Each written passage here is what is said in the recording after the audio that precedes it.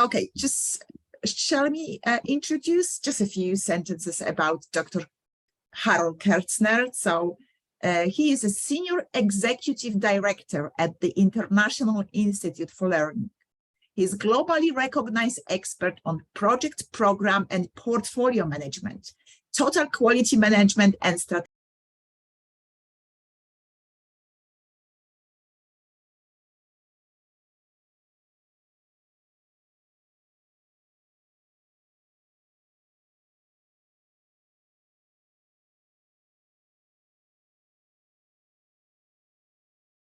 The same chart on Slido. So, okay. Welcome. Thank you. Can you hear me okay? Yes. Oh, thank you. My presentation is going to focus on what the next generation of project management most likely will look like. And I want to show you some of the factors that have driven these changes that are taking place. First, project management is now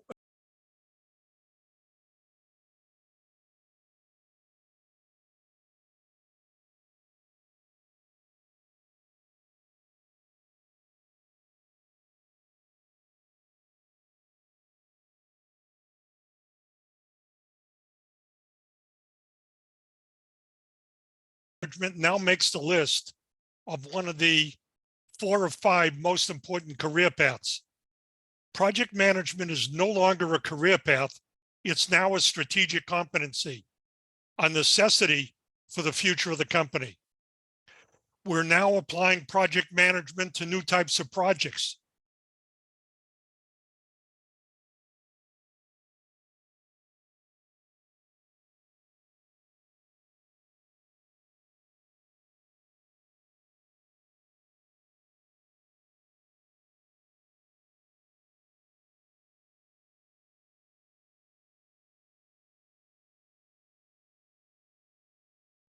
Innovation, creative thinking. They're going to start out with just an idea, not well-defined requirements. How do you manage these types of projects? That's changing how we view project management. We need new methodologies. We can't live with the waterfall chart by itself anymore. We need techniques like Agile, Scrum, and hybrid methodologies. We need new skills, and I'll talk about some of those new skills in a few minutes. And most important, we have the VUCA.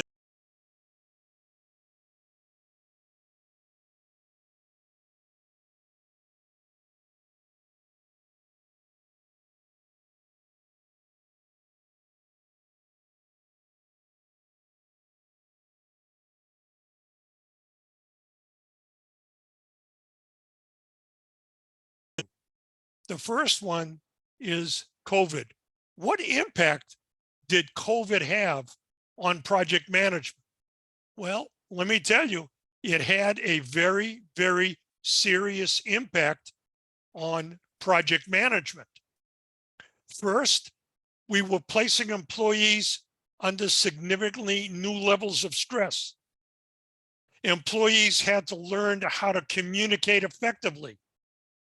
How do you communicate when the people you're dealing with aren't sitting beside you in an office? That's difficult. We have to teach people how to make new types.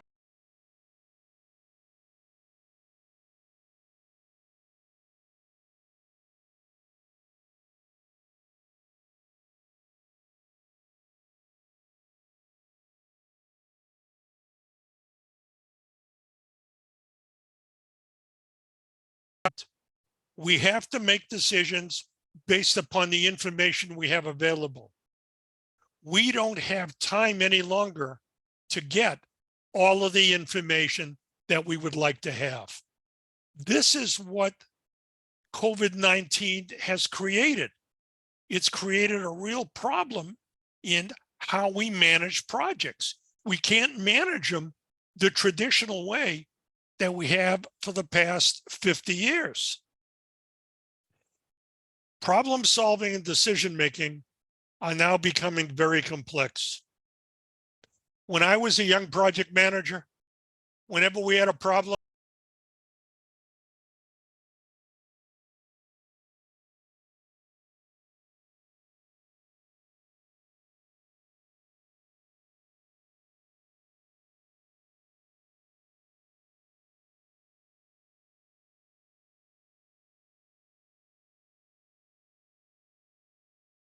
IIL is co-publishing a book with John Wiley Publishers sometime this year on how do you solve problems and make decisions in a project management environment. How do you do it? Let me discuss just for a minute how strategic projects has changed the way we look at project management. Strategic projects are normally long-term projects, not short-term projects. On short-term projects, we were able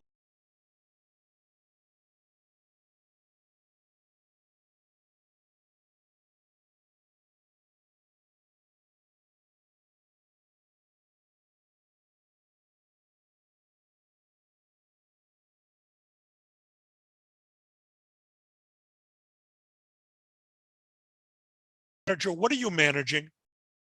It's a very simple question. Every time we'd ask somebody, you're a project manager, what are you managing? They'd say a project. Well, that's not true any longer. If you're a project manager today, you're no longer managing a project, you're managing part of a business. You're now a business manager. We're expecting you to make business decisions as well as project-based decisions. Do you know that years ago, when we first started looking at the PMBOK guide, we had project sponsors that made all the business decisions. Project managers were engineers and they made technical decisions.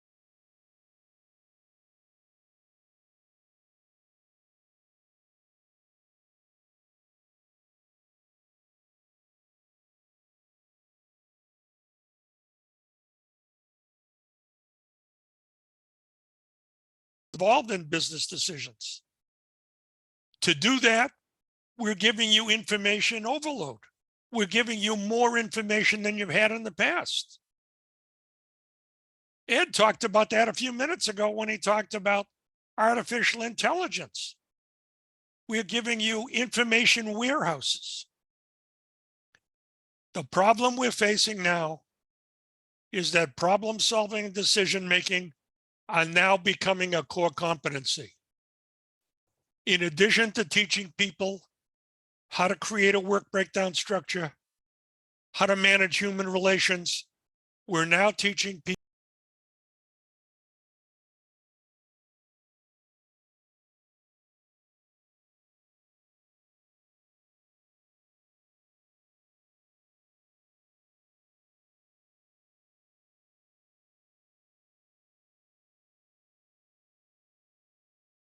gave you right away a statement of work, a work breakdown structure, a business case. What happens when I give you just an idea and I say work on it? That's completely different. You have to fully understand what the problem is.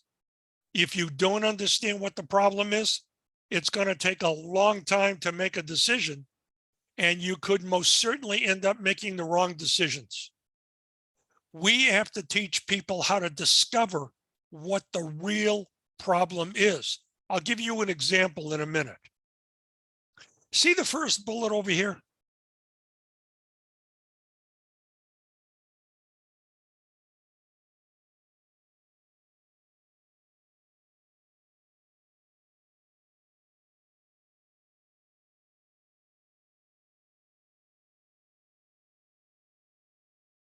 Those are the symptoms. That's not the problem. What's the reason why you're over budget? What's the reason why you're behind schedule? That's the problem. Don't talk to me about symptoms. Talk to me about what the problem is. How do you get to the root cause of the problem? How do you understand the risks of identifying the root cause of the problem? My personal belief is that in the next decade, the single most important skill that project managers will need will be a clear understanding of risk management and how to actually execute risk management. How do you know if the team members on your team understand the problem? You may have to bring in people that are not part of the team to give you a better understanding of the problem. Now, where are you going to get the information?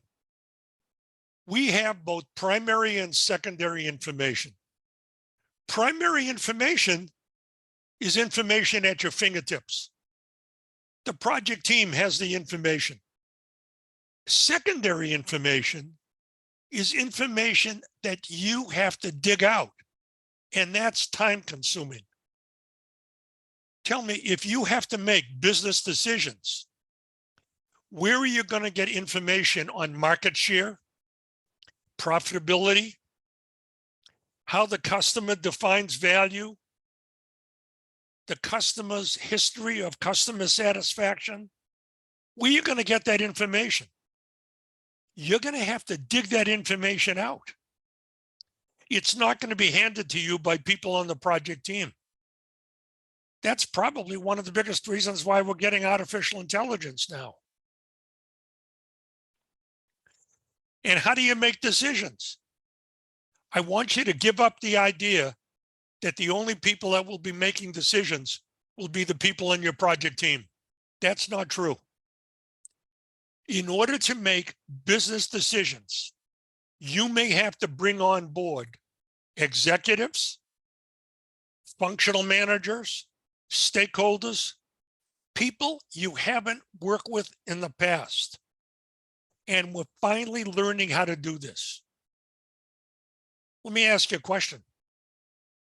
What's the single most important word when you talk about Agile and Scrum? I'll give you my impression. The single most important word in Agile and Scrum is the word collaboration, because we're teaching people how to collaborate with everybody involved in the project, not just people that are sitting on the project team. It's collaboration with everybody. Do you remember in the first course you took in project management? We said you need to know the requirements, and in the requirements, we will list for you the assumptions on the project and we'll list the constraints. How nice. And you made the decision, as I did, that the assumptions and constraints would stay the same for the duration of the project. Well, guess what? On these new types of projects you're working on that involve innovation and creativity, and if you're working in a VUCA environment, the assumptions are going to change over the life of the project. They're not going to be the same. And the business case might not have the assumptions listed in it. And guess what? The same thing holds true for constraints. We now know, because of the VUCA environment, that the constraints are going to change over the life cycle of the project. In 1968, when DoD created the earned value measurement system, DoD looked at three and only three constraints: time, cost, and scope. Why did DoD look at just time, cost, and scope? Because those were the only ones we knew how to measure. Earned value measurement looked at just time, cost, and scope. Well, guess what? Today, we believe we can measure anything. We can measure anything. We now have constraints on quality, safety, risk, customer and stakeholder satisfaction, ethical conduct, reputation, goodwill. We have metrics for all of that today. It's no longer just time, cost, and scope. My belief is the earned value measurement system that we taught you for decades will become a dinosaur very shortly. And you'll have new types of hybrid methodologies with 10, 20, or 30 metrics on your projects. I did a study a few years ago. I wanted to find out if project managers really knew how to conduct a brainstorming session. Why? Because on these new types of projects that involve innovation, creativity, brainstorming will be mandatory. And guess what I found out? I found out that perhaps 90% of the project managers I talked to really had no clue how to conduct a brainstorming session. They would throw a bunch of people in the room and they'd say, let's make a decision. And that was it. What are some of the critical steps? First and foremost, the person running the brainstorming session might not be the project manager. We have companies today that have professional facilitators that are trained in how to conduct brainstorming sessions. When you invite people to come to a brainstorming session, please tell them the reason for the meeting, tell them what the ground rules are, and tell them to bring any information to support what they intend to present. Let them be prepared for the meeting. Tell them that we expect them to think inside and outside the box. We expect them to come up with ideas that perhaps nobody's thought of yet. And many times you need people on that team that are diverse.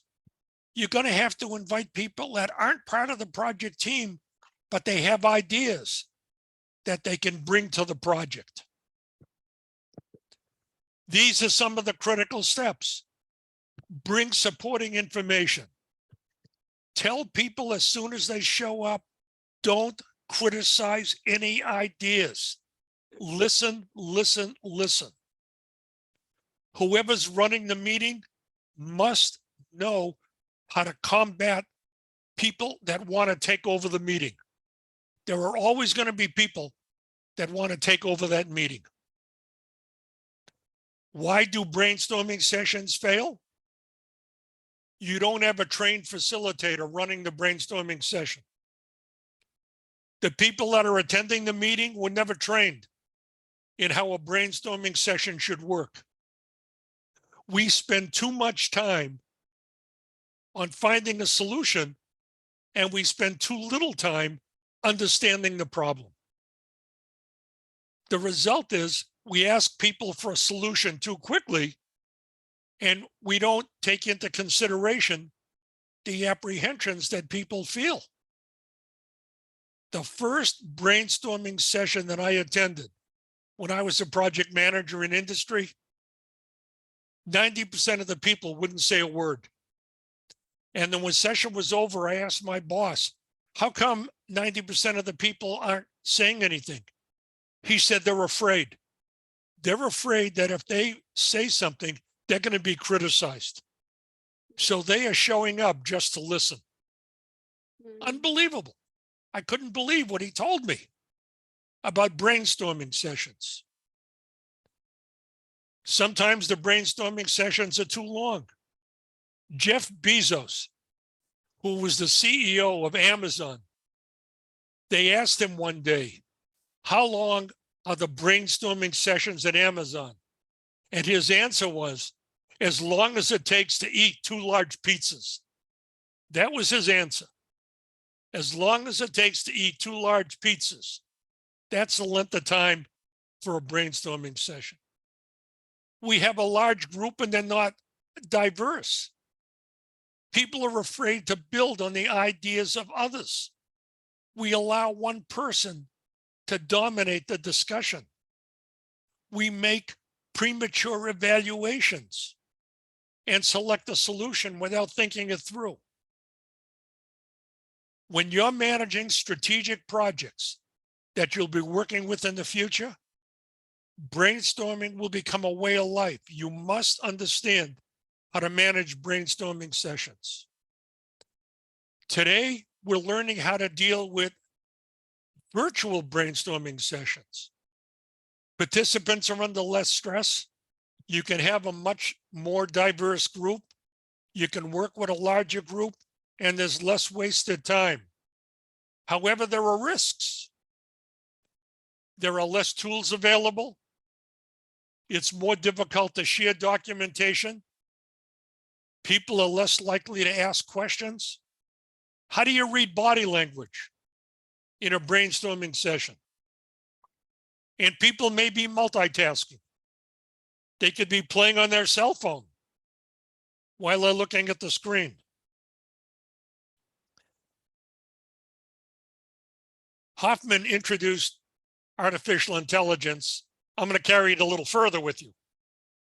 There's a tremendous growth in artificial intelligence, especially for project management.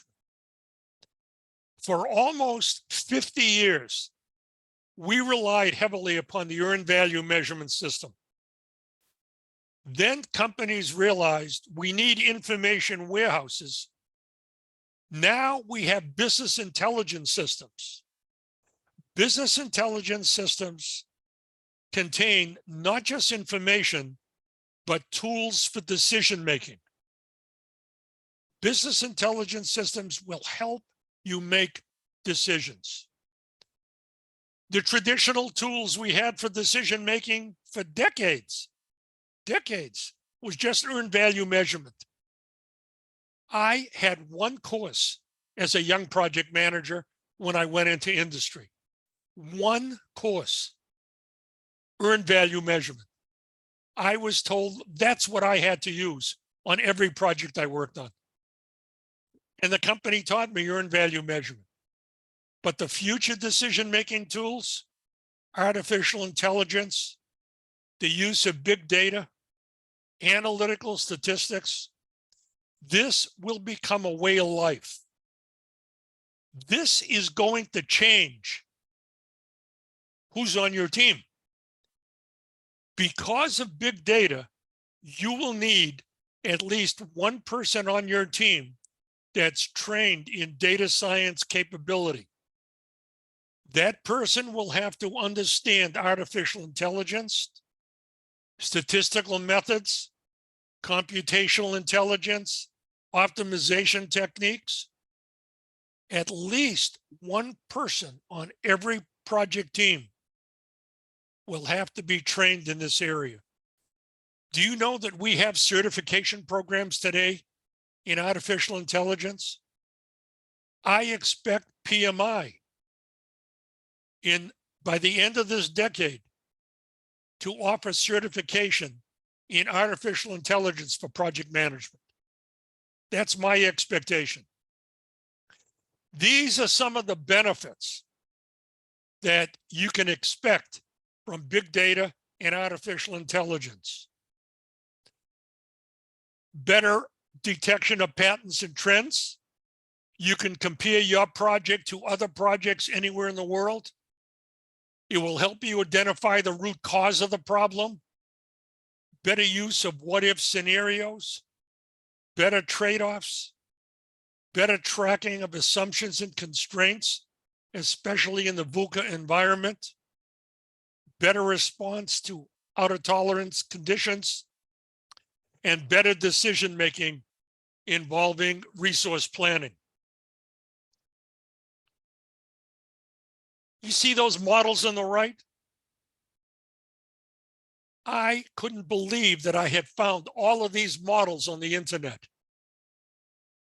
Do you know that all of these models are going to be introduced as part of AI to help you make decisions? You're not going to have to sit there with a calculator. I sat there with a slide rule. That'll show you how old I am. I had to sit there with a slide rule doing these calculations. We have all of these models now in existence, and it's all part of AI. AI is going to replace a lot of the mundane tasks. The first place where I expect to see AI introduced is going to be in project staffing. Companies are already doing it. I was working with a chemical company, and they told me that every time they finish a project in the chemical company, everybody on the project team has to go to human resources and complete a bunch of questions on what chemicals they used, what processes they used, and so on. And they told me in the chemical company that whenever they start working on a new project, they simply go into their database, punch in a chemical, and it gives them the names and the experience of everybody in that company that has worked with that chemical. These are the first steps of AI, and I expect to see it in the human resources portion of project management. These are some of the challenges we're facing with AI. Workers are afraid they're going to lose their jobs and be replaced by AI. It's a valid fear. Workers are afraid that AI will make the wrong decision, especially decisions they disagree with. How would you like to have a contract with a client and tell the client that you're using AI to make decisions, and the client tells you they won't allow you to use AI on their project? What are you going to do now? How do you convince customers that they should agree to let AI help make decisions? What do you do if you have company sensitive information that's part of AI? And what are you going to do if there are legal issues? How do you file a lawsuit against AI? Do you know that law firms are now trying to pass legislation on who should be held accountable for mistakes made by AI? You're going to see legislation on this shortly. They're developing legislation now, and project managers will have to understand the legislation. This is very important. Tell me, how do you know when to pull the plug on a project? Do you know that in a great many companies,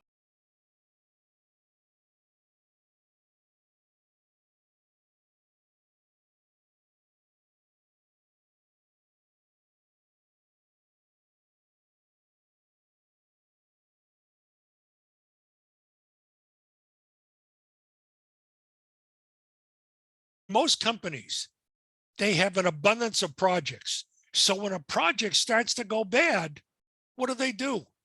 They pull a plug, cancel the project, and they simply assign the project manager to some other project. What we're trying to do now is to give project teams a criteria on when to pull the plug on a project. How do you know when the project is over due to either success or failure? There must be a criteria established.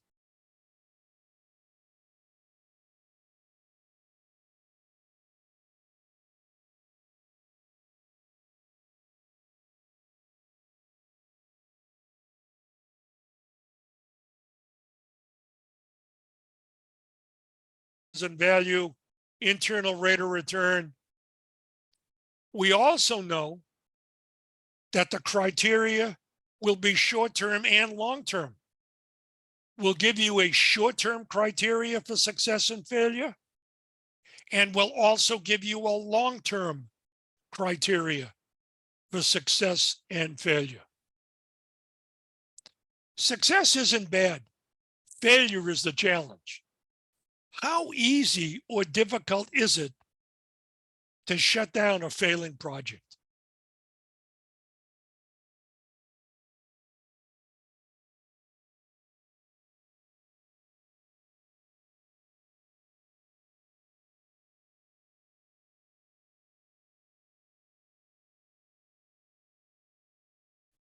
I'll show you 2 slides on the information companies gave me. Insurmountable obstacles, having unqualified resources, fear of product liability, too small of a market, certain suppliers we don't want to work with, unwilling to accept joint ventures or licensing agreements. The costs are excessive. The return on investment will return too late. The competition is too stiff, and the product life cycle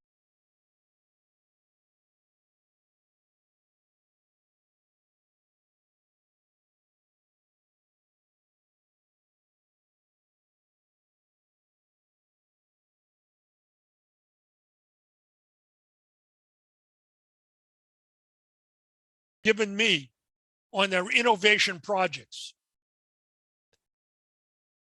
The technology is not like what they're using on other products. The product cannot be supported by their existing production facilities. The product cannot be sold by their existing sales force or marketing and distribution channels. And the product will not be purchased by their existing customer base. These are the 4 bullets that the companies told me are the reasons why they're canceling innovation projects. And the project managers know this. So they'll stop squandering money.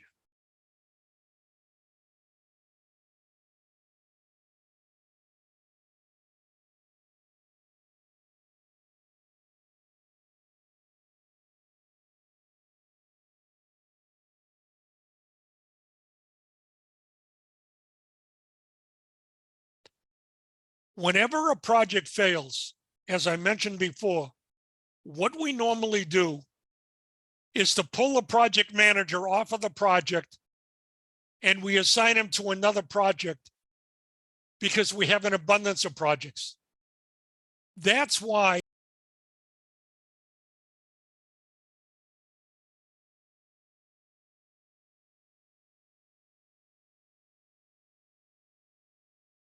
all of those projects are true failures.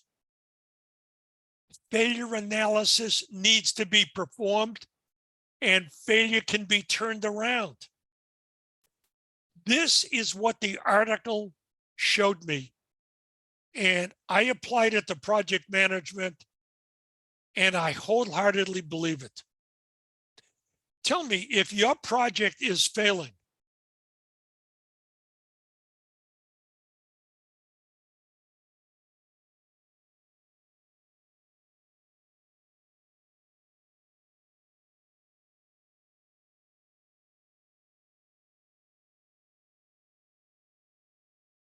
Did I start out this project with the right expectations? Did I start out this project with the right assumptions? Did I start out this project with the right strategic objectives? Did I start out this project with effective risk management? Did I use the right processes? And one more, did I have the right governance on this project? If any of those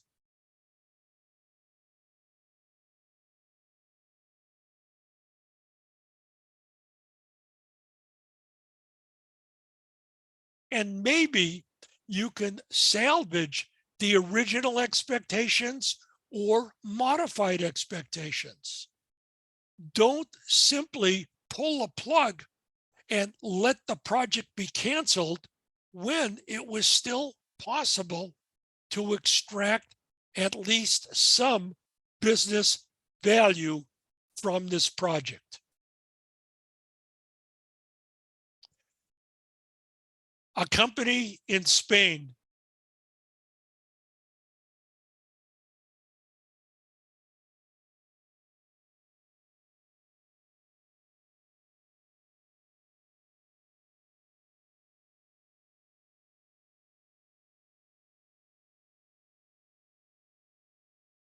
who sees the crisis dashboard and what information is contained in the crisis dashboard.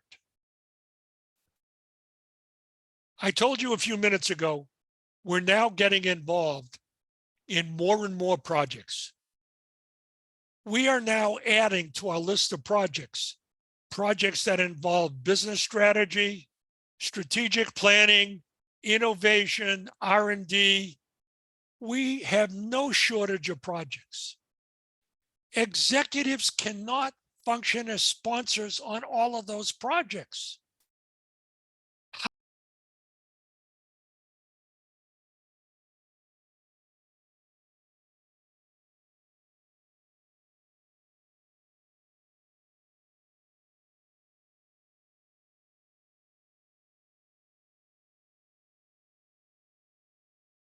Projects need attention. When I do seminars on project management and the workshop starts at 9 o'clock, I show up at 8 o'clock to set up the room. And the participants normally show up 5 minutes before 9, 5 minutes before the class starts, but not now. Now, when I show up at 8 o'clock, they're in the room with me. And I ask them, what are you doing in the room? And they say, we have to input the status of our project through midnight last night. All of our customers want to see project status reports through midnight the night.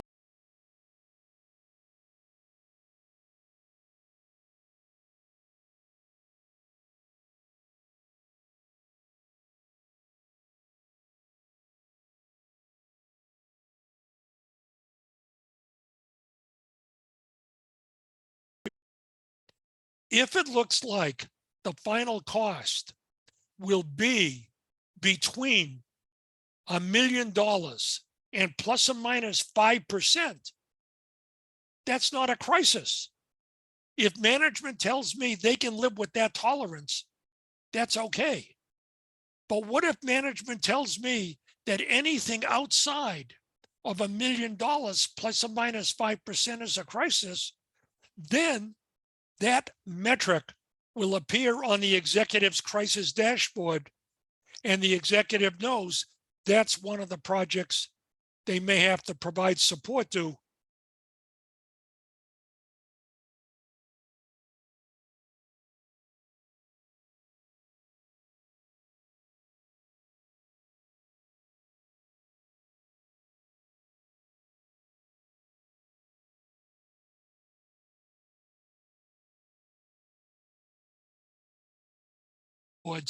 For our customers, especially senior management. The last topic I want to discuss with you is a topic that Hoffman discussed in his presentation.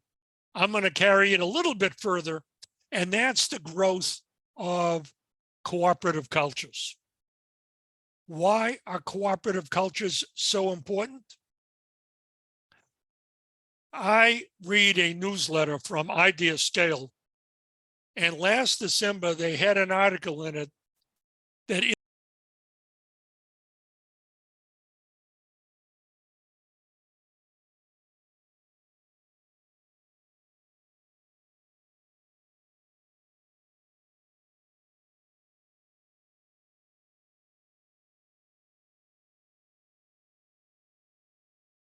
until they can find a job at another company that has a culture that they really like.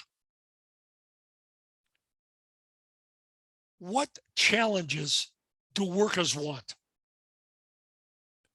Workers want a chance to work on new types of projects. They don't want repetition. Workers want a chance to show their innovation and creativity skills. Workers want a chance to work with new methodologies. They don't want to be forced to use a waterfall approach.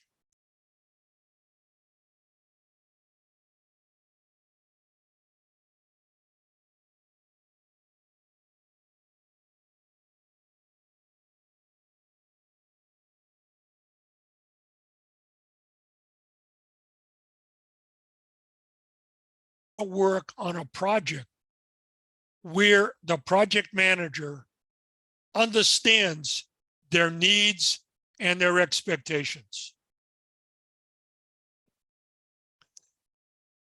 Creativity and innovation and value creation isn't going to appear magically on your projects.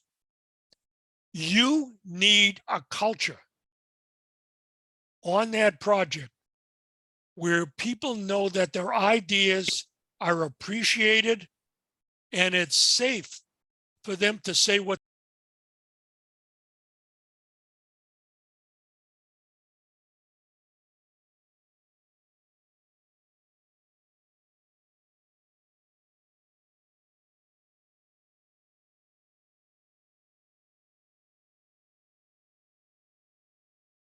we must have a high tolerance for ambiguity on our projects.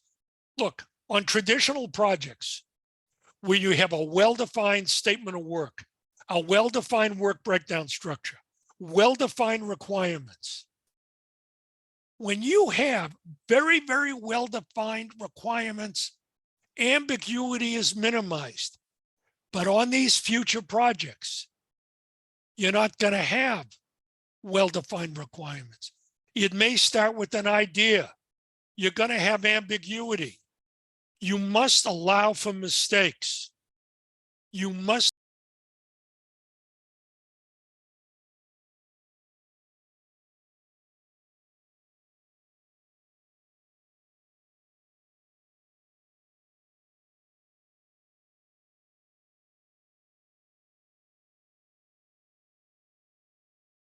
see. And it's bad. When I worked as a project manager in industry, I didn't treat people as though they were human beings on some of my projects. I was trained to treat them as though they were a charge number spending money on my project. And my job was to get them removed from my project as quickly as I could. That's how I treated them, how I was trained to treat them on projects.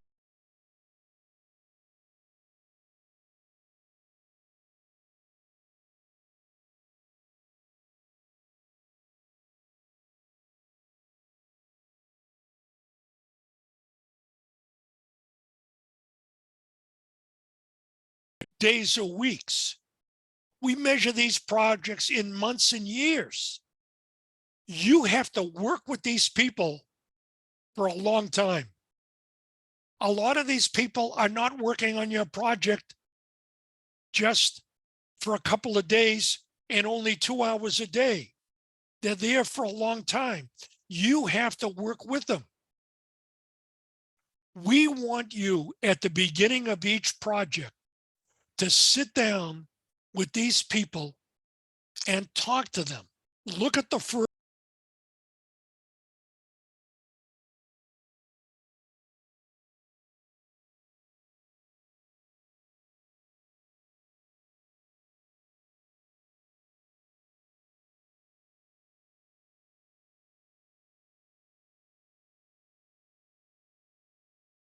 decisions do you expect to make? Do you expect to interface with the stakeholders?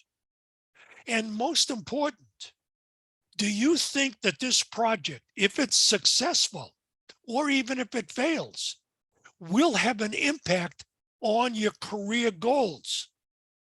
We want you to meet with people and get to know them and ask them these questions. You're working with them for the duration of the project. Take an interest in them. If they feel that you're interested in them and you're making them engage,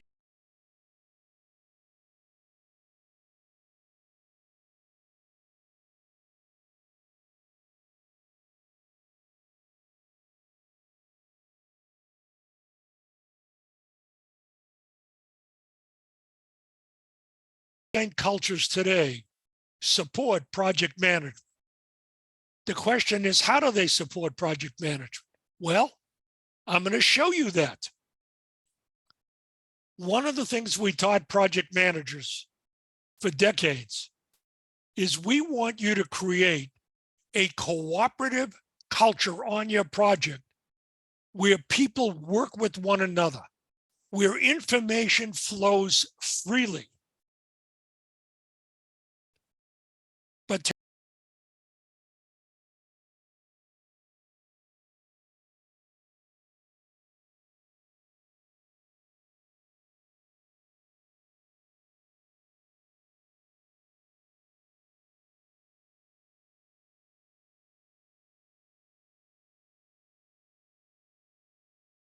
project to be highly successful. This is what we are now teaching executives. We need you to redesign that command and control culture at the top floor of your building to better support project management. And this is what we want you to have. We want you to share strategic information with the team. We want you to share with them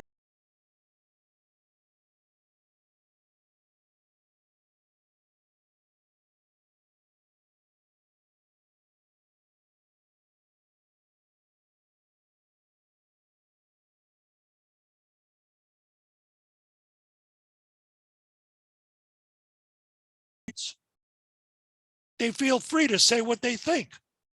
Don't criticize them. If you have to criticize them, look at the third bullet. Make sure they understand it's constructive criticism. It's not personal criticism. And last, as executives, when you're working on innovation projects, they're not all going to be successful. A lot of them are going to fail. You have to let people know that some projects will fail.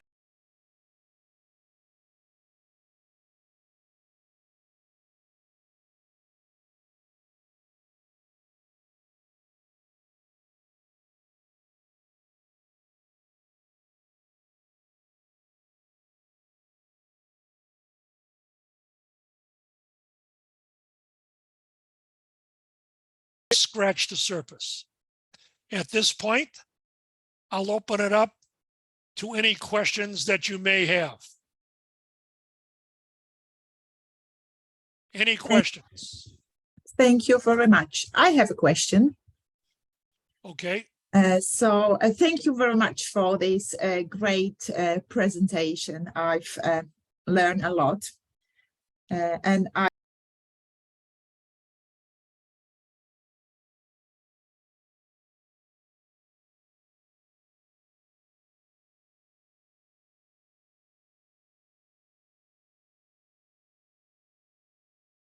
top 3 trends. First and foremost, people skills. We have to teach you how to work with people. Projects aren't managed by methodologies. Projects aren't managed by tools. Projects are not going to be managed by artificial intelligence, regardless of what some of the computer companies want you to believe. Projects are managed by people. Your first concern should be with people. Second, as a project manager, you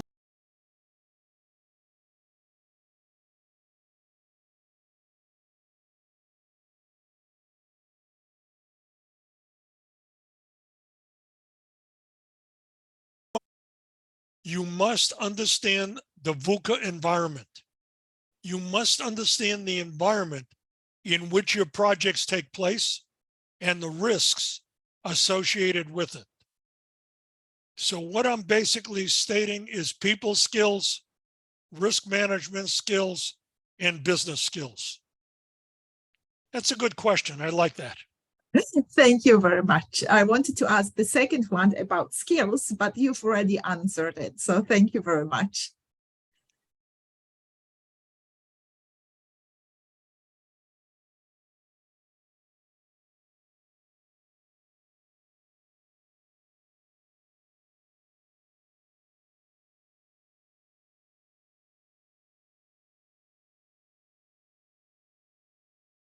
Because there are so many things you can do nowadays and so many data around. So maybe your practical tips, how you cope with VUCA. My job at IIL for the past 30 years has been to predict the future of project management. And then we take that information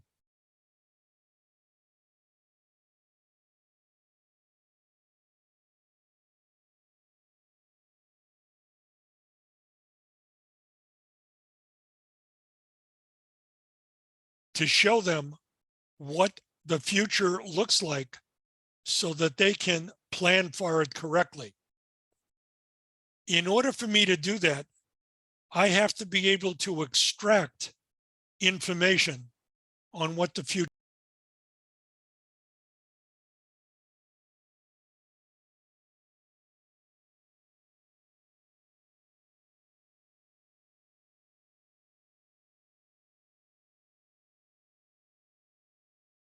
You'll notice that there are logos on the cover of those books from companies like IBM, Siemens, Dubai Customs, companies all over the world. I invite those companies to provide material from my books because they provide me with their insights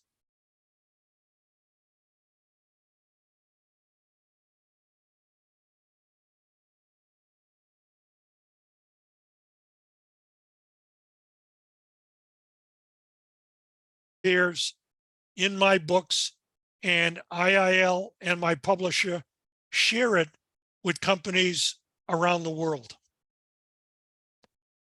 I truly enjoy spending time writing these books for IIL and these companies worldwide. Thank you very much. So listen to people, speak to people. So it's about people skills. Thank you very much. Yes, it's people skills. It's people skills. Any more questions?